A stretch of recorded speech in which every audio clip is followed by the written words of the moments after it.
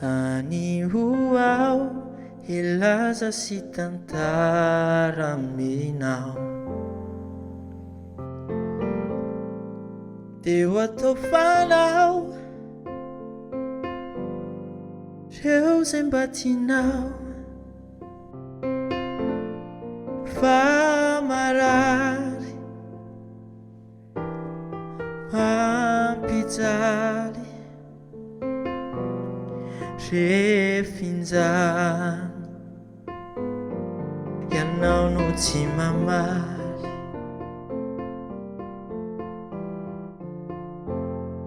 satria ianao taona lalahay ihany. Ny ao anatiko ao refinjay tomany, tô falay mila hainga foana mampanay, sao de lasa mona fa ny antsika romaty ane tantara tsy ho vita,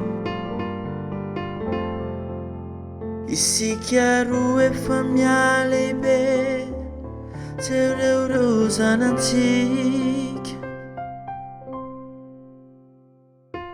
ny any azo ataoko angamba mianatra mandeha, isika roa ihany io de hahita be dia be.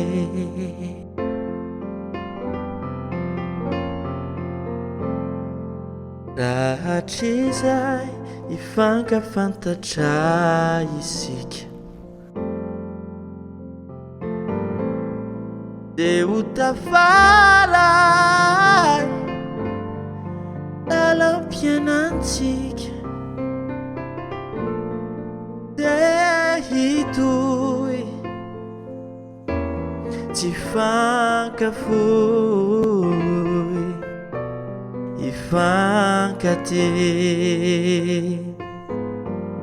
mandraky izay dory, de hitohy tsy fankafohy ifankate mandraky izay dory.